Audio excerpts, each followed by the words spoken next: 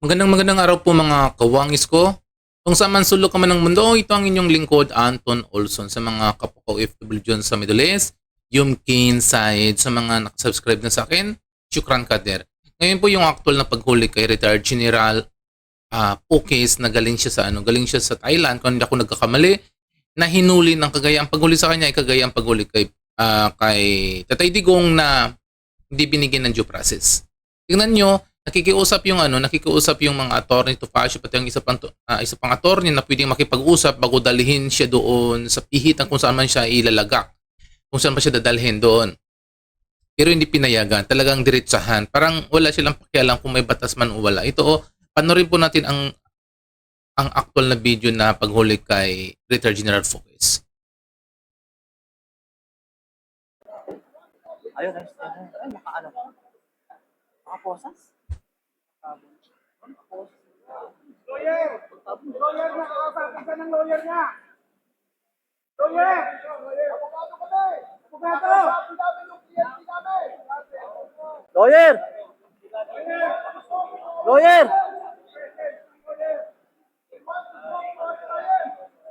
Lawyer! Ayan! Lawyer! Lawyer!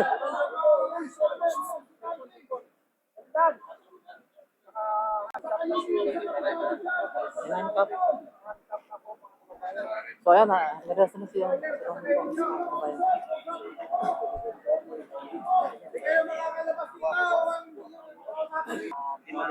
Pakinggan nyo ang aming kahilingan. Kayo ay isang aming pinapasweldo lamang. Yung pula na yan, pula na... Huwag tayong susunod sa illegal na order. Pakiusap lang namin. Sumunod kayo sa batas.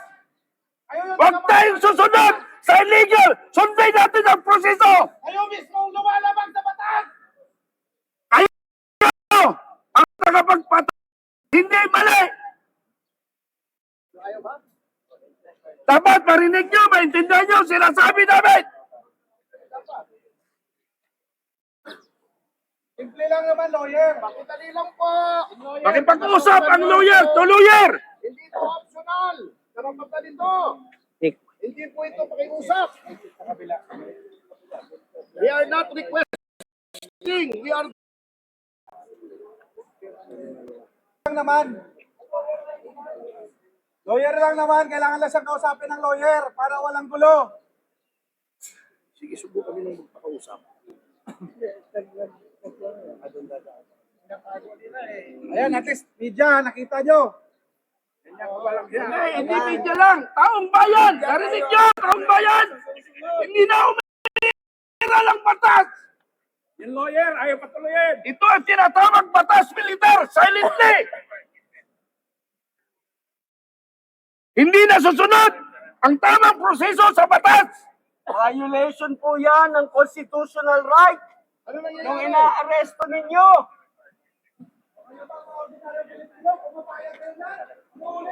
Oh, ano na sa kabila? Wala tayong magagawa.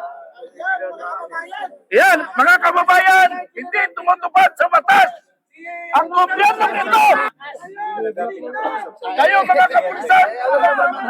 Nakita nyo naman eh. Gusto namin kausapin man lang sandali. Hindi kami Grabe, pinagbigyan. oh. Ayaw na doon sa iba yung dinaan. Sir, what's the next step for this? Ano po ang next step, Marami sa sir? marami. Okay. And Hindi then, pwede yan. At irereklamo namin ito. We will not let this pass kasi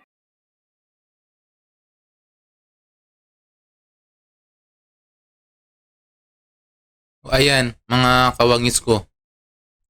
Hindi pinagbigyan ng kanilang attorney, ang kanilang panawagan ni Atty. Pasio, hindi pinayagan na pumunta man kahit isang attorney man lang doon para mapag-usapan at sa attorney ang mag-uusap. Pero ang nangyari talagang hindi sila pinakinggan, dinala na kaagad doon sa Kamkrame. Si retired Pokes, pinadala na kaagad doon na hindi binigyan niya ng due process. Tingnan nyo, kahit anong sigaw nila, hindi sila pinagbigyan. Ganyan rin ang ginawa kay Tatay Digong na hindi pinayagan, talagang diretsa rin dinala doon sa airbase. Ganyan. Ang nangyayari. Tignan mo, ito yung paliwanag ni Topacio. Ang paliwanag ni Atty. Topacio, papasalamat siya kay BBM na yung mga ikukulong, yung mga malalaking mga magnanakaw sa gobyerno, yung palang kinukuha nila, yung ipapakulong niya pala yung mga kritiko na laban sa katiwalian sa gobyerno. Ito, panoorin po natin ang mga litanya ni Attorney Topacio. Process kung paano na-file. Pero alam nyo, I will just take this opportunity po para pasalamatan ang ating Pangulo, si BBM, sapagkat tinupad niya yung kanyang pangako na may makukulong.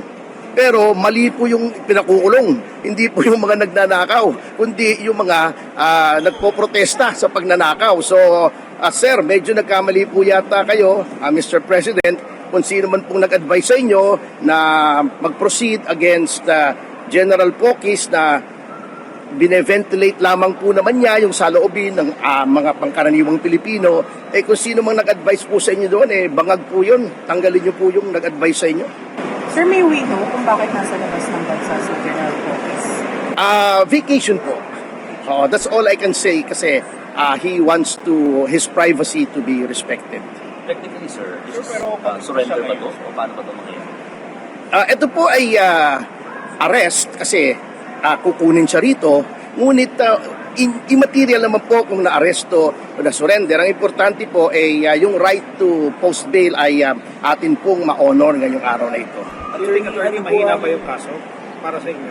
Ayoko magsalita kasi nasa korte na po that will be sub judice. Ang masasabi ko lang po, to the best of our abilities as lawyers, hindi lang naman po akong abogado, nandyan po si Attorney Torreon, nandyan po si Attorney Levy Baligod, we will do our best to defend our client. Attorney, ano po ang pinaka-side ng inyong kliyente? What does he have to say about all of this? Well, of course, sabi naman niya noon at nagpahayag siya, well, kung siya ay mape-persecute, tutuligsain at makukulong para sa pakikipaglaban sa katotohanan at laban dito sa iskandalong floodgate, ay ikararangal niya na siya ay batuligsa. Because in an oppressive and authoritarian regime, a jail is the only place for decent people. Sir, base sa kanyang Facebook account, nagpo-post pa rin siya online. Matapos ba nitong pag-issue ng warrant, tigil ba rin ba niya o ano lang? Hindi po kami titigil. Hindi lamang si General Pocis, kami po lahat. Kung ang aim ng ating pamahalaan ay takutin po kami, sorry po, ito na pa, okay. Teka, may correction pala. Camp Crame na pala po dadalhin. I'm sorry, kasi yun ang last information sa akin. I apologize. Attorney, ano po yung mga naging basis ng kaso kay General Pocis? Yung mga post niya sa social media o yung mga statement niya doon sa mga rally? Yung mga statements po niya. Kasi ininterpret po na ito daw ay